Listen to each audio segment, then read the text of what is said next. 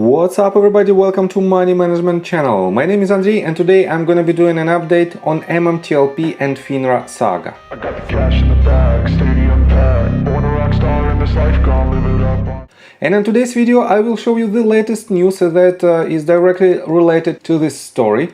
And I will show you that right now we have a lot of news that shows how messy all the situation is, because nobody knows what to expect next, and even broker dealers don't know what to do with this situation. And let's start with the Roger James Hamilton Twitter account. But first of all, guys, if you like my video and if you want me to continue to do the updates on this topic every other day, please feel free to hit the like button, subscribe to my channel and share this video with your friends and family. Only in this case we can spread this information to as many people as we can, and in this case we will continue to fight against this fraudulent activity together, and in this case our chances becomes much higher to win this battle. So please subscribe to my channel, hit the like button and share this video with your friends and family.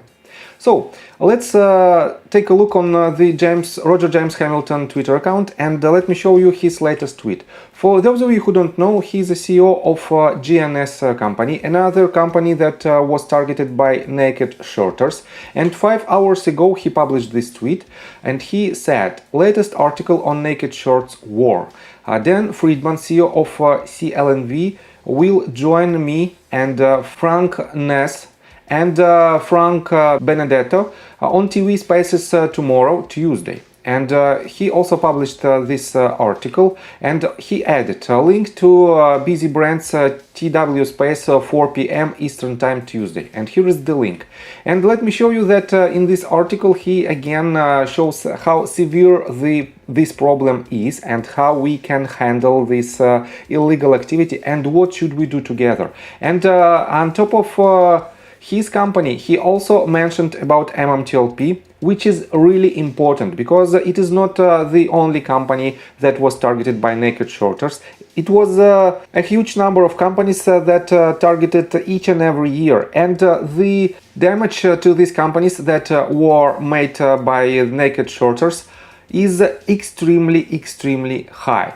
So let's continue with other news. Richard Hoffman published an update on his litigation, and he published this tweet 12 hours ago. He said, MMTLP brief litigation update, and the YouTube link right here.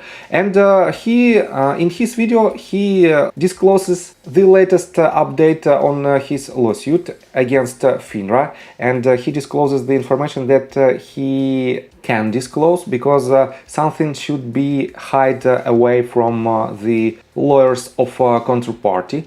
And I highly recommend you to watch this video because it is only less than 7 minutes long, and he said what he has done and what he has achieved.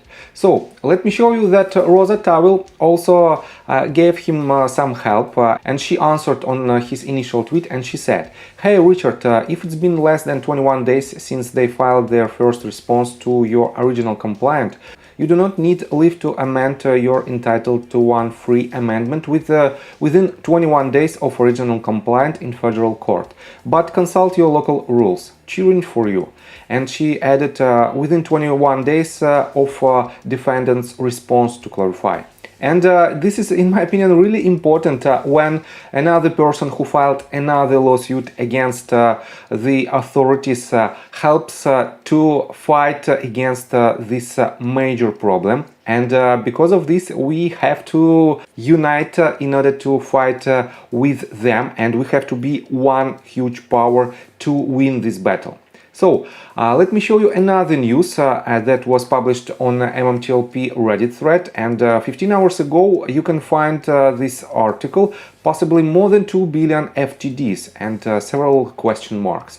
And this topic refers to this video that was made just 18 hours ago by Epiphany. And he titled his video like this: 2 billion MMTLP fails to deliver over 70 days of U3 halt next bridge hydrocarbons. And in his video, he said that the total number of failed to deliver stocks is about 2 billion. And I have to say that he does an amazing job, but it is worthless, because he made his video with the assumption that the number of failed to deliver stock can only increase from time to time. And it is not the one-way ticket for the stock. And let me show you right here. I asked on ChatGPT several questions. And let me quote you this. I asked, what happens next with the stock in failure to deliver list? And AI answered, if a stock remains on the FTD list for an extended period of time, it could indicate potential issues with the stock's liquidity or trading activity. So, if a stock remains on the FTD list.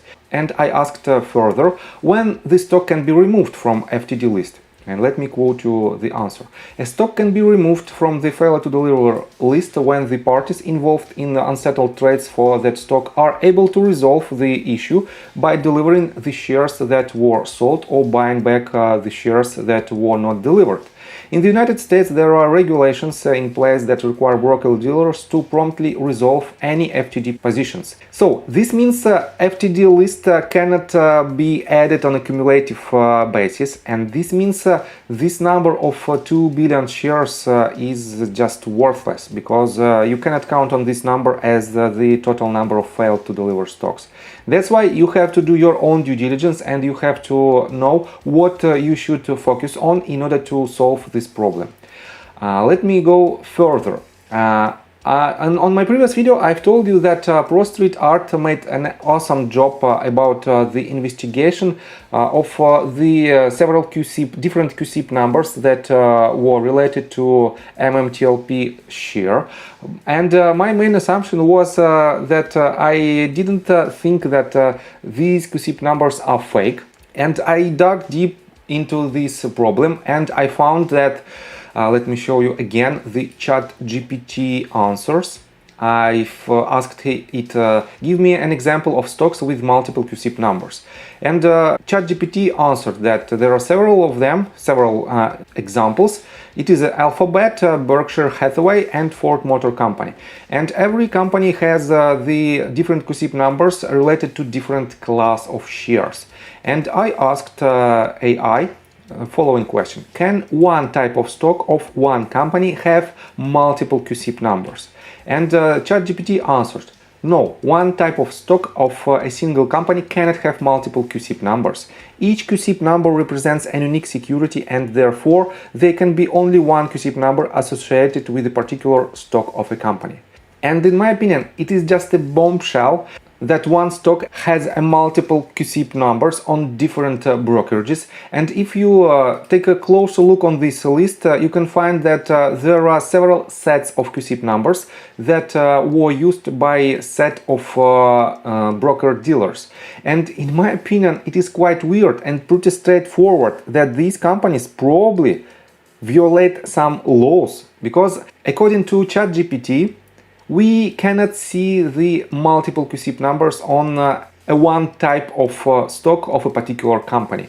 And this means something's happening behind the scenes, and we have to wait, in my opinion, we have to wait until some resolutions will be proposed from the lawsuits, from Rosa Towell's lawsuit or from Richard Hoffman's lawsuit. And then we will find out what was and what is the problem, and how to solve this problem of naked shorting, and how to prevent this illegal activity on the market. So let me show you another quite interesting tweet.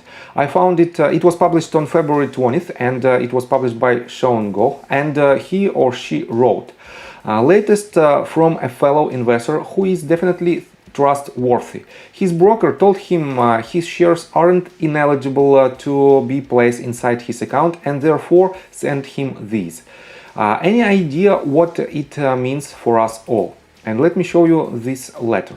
Let me quote it for you. Thank you for doing business with Ameriprise Financial Services. This letter is to inform you that NextBridge Hydrocarbons is ineligible to be held on your Ameriprise account, as this security cannot be deposited at DTCC, our depository, due to the recent spin-off.